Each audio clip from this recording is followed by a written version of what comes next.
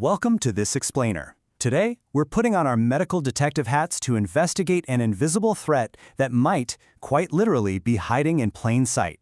Seriously, maybe even in your own garage. We're looking at a fascinating, and let's be honest, at times terrifying, family of pathogens known as hantaviruses. It's a story about how our everyday environment interacts with human health in ways we rarely expect, where a totally normal encounter can trigger a sudden, massive medical emergency. So, to kick off our investigation, consider this. What do the common seasonal flu and, say, a tiny, unassuming deer mouse actually have in common? On the surface, absolutely nothing. But as we're going to see, this everyday pest carries a virus that initially perfectly mimics the fever, the fatigue, and those muscle aches of your standard seasonal illnesses.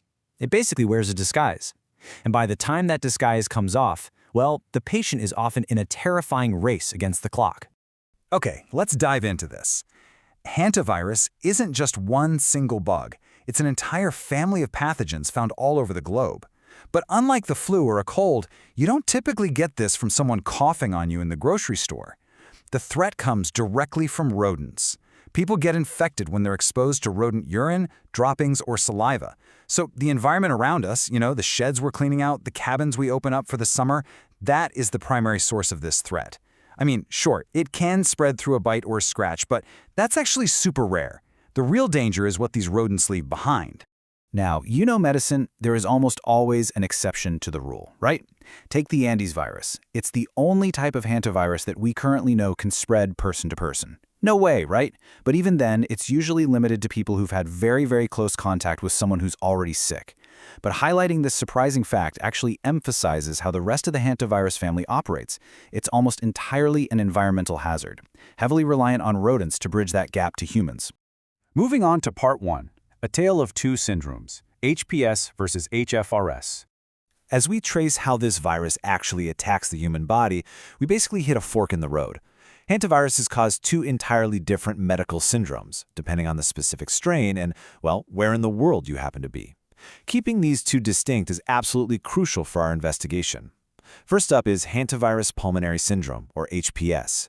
This is the syndrome primarily found in the Western Hemisphere, including right here in the US, where it's mostly spread by the deer mouse. HPS is a severe disease that goes straight for the lungs.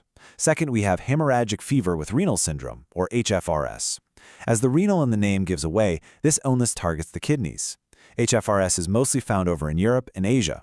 However, there's a global traveler we really need to watch out for, and that's the sole virus. It's a strain that causes HFRS and is found literally worldwide, including in the US. Part 2. The ticking clock. Tracking the symptoms. Now that we know our two culprits, we need to understand how they operate once they actually breach our body's defenses. It's basically a ticking clock, and the timing of the symptoms is the ultimate key to solving this medical puzzle. Let's walk through the timeline for HPS, that lung-targeting syndrome. It starts with an exposure. Maybe you're sweeping up an old, dusty garage. The virus incubates for anywhere from 1 to 8 weeks. That is a massive blind spot. A patient totally forgets about brushing away some mouse droppings 2 months ago. Then the initial phase hits: fatigue, fever, muscle aches, especially in large muscle groups like the thighs and back. It feels exactly like the flu. But here is the terrifying turn.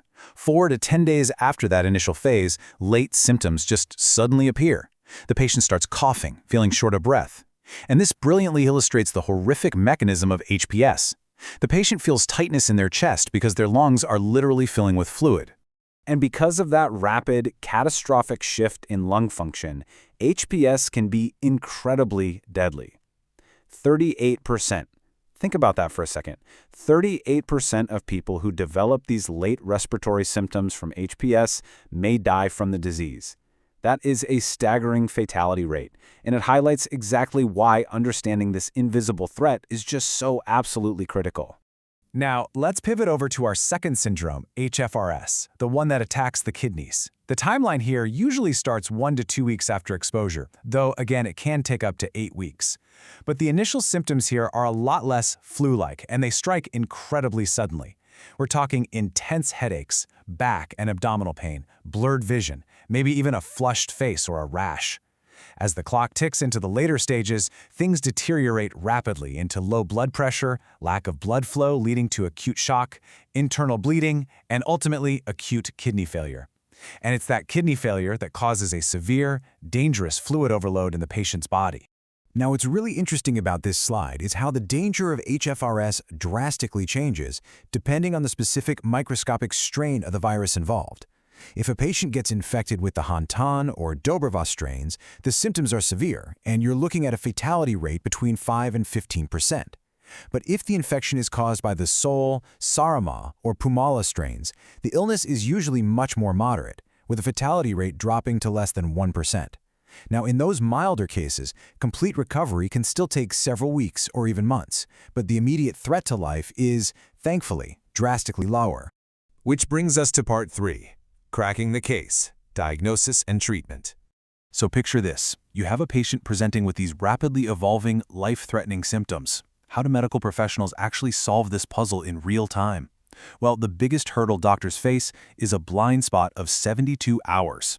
Diagnosing hantavirus in a person who has been infected for less than 72 hours is incredibly difficult, because those early symptoms, the fever, the headache, the nausea, are just so easily confused with influenza. Early tests might completely miss the virus.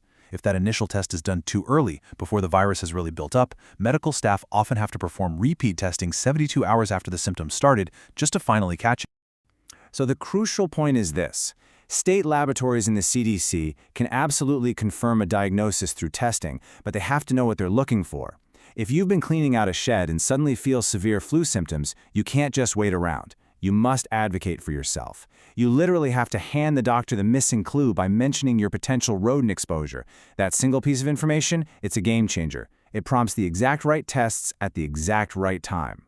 But once diagnosed, we face another really hard reality. Actually, scratch that. It's a terrifying reality.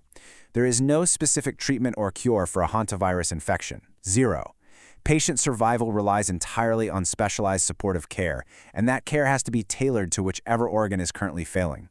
For HPS, because the lungs are filling with fluid, patients often need heavy breathing support. This means intubation, where a tube is placed directly into the lungs to deliver oxygen.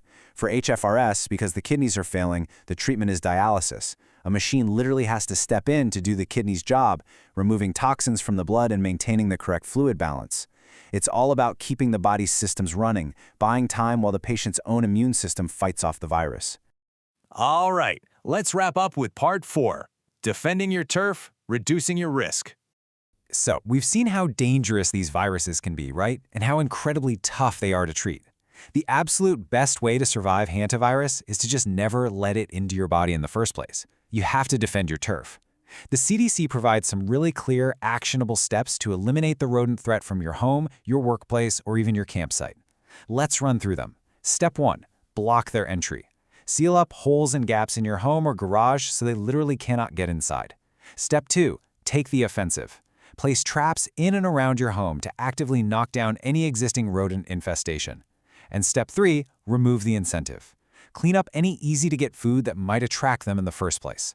By doing this, you are systematically removing the vectors that bring this virus into your living space. We've unpacked how a completely invisible threat in a pile of dust can rapidly turn into a medical emergency, attacking either the lungs or the kidneys. We've seen that the key to survival is early awareness and minimizing exposure. So I want to leave you with this final provocative thought. Knowing what you know now about how this medical mystery unfolds, how secure from rodents is your own garage, or that cabin you're renting for your next campsite? Take a hard look around your environment today, take those preventative steps, and keep yourself safe. Thanks for joining me for this explainer, and remember, always keep asking the right questions.